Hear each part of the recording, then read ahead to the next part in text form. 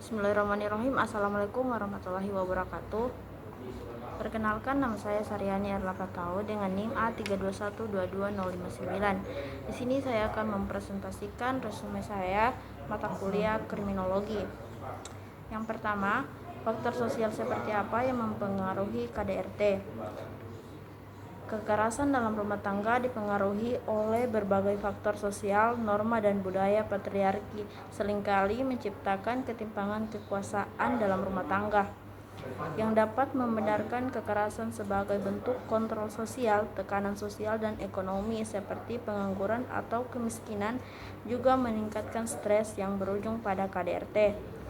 Kemudian dukungan sosial yang lemah dari keluarga atau komunitas semakin memperparah keadaan, terutama jika KDRT dianggap sebagai masalah pribadi.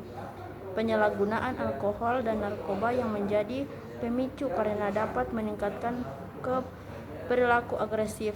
Pencegahan KDRT membutuhkan perubahan sosial, edukasi, dan dukungan bagi korban agar dapat keluar dari lingkungan kekerasan. Kemudian nomor 2, bagaimana solusi atau regulasi yang mengatur pelanggaran tindak perlindungan pembantu rumah tangga? Jawabannya, perlindungan terhadap pembantu rumah tangga di Indonesia diatur dalam beberapa regulasi, meskipun belum ada undang-undang khusus yang mengaturnya secara komprehensif. Undang-Undang Ketenagakerjaan Nomor 13 Tahun 2003 memberikan dasar perlindungan terkait upah dan kondisi kerja. Meski PRT belum sepenuhnya diakui sebagai pekerja formal, selain itu, Undang-Undang Nomor 23 Tahun 2004 tentang penghapusan kekerasan dalam rumah tangga dan beberapa peraturan lain memberikan perlindungan terhadap PRT dari kekerasan fisik dan psikis. Solusi untuk mengatasi pelanggaran terhadap PRT antara lain dengan mengesahkan RUU tersebut, meningkatkan kesadaran masyarakat mengenai hak-hak PRT, serta memperkuat pengawasan dan penegakan hukum terhadap pelanggaran yang terjadi.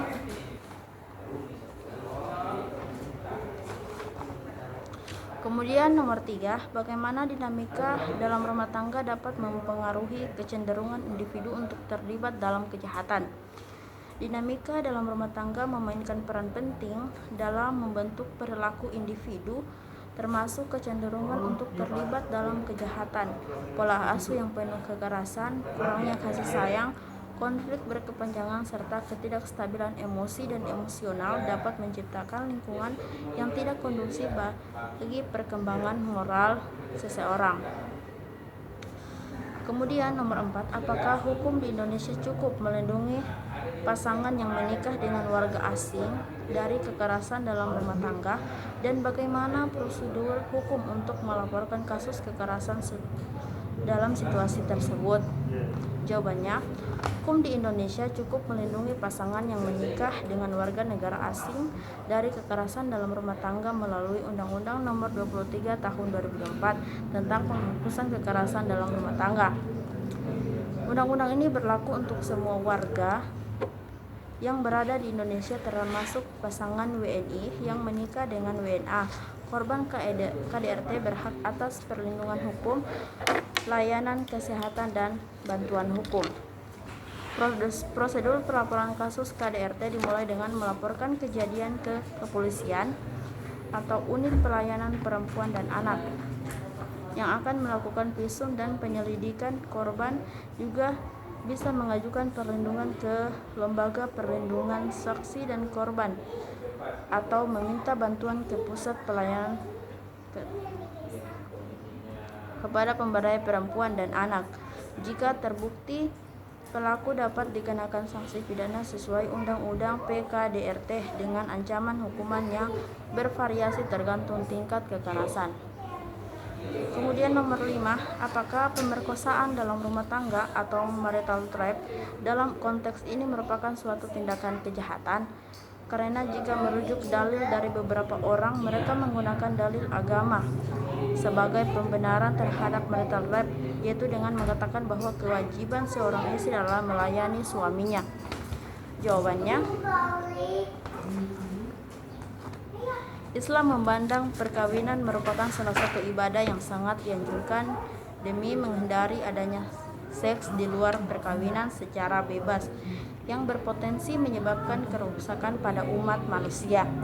Seks di luar perkawinan secara hukum Islam dipandang haram dan merupakan suatu tindakan yang menyalahi norma dan nilai-nilai ajaran agama Islam itu sendiri. Sedangkan dalam perkawinan, seks halal untuk dilakukan, bahkan menjadi ladang pahala yang besar. Secara eksplisit, kekerasan seksual yang dilakukan suami kepada istrinya atau yang dikenal dengan istilah marital rape tidak diatur dalam Islam. Namun secara normatif, agama Islam mengidealkan pola relasi yang seimbang dan setara antara laki-laki dan perempuan. Islam mengangkat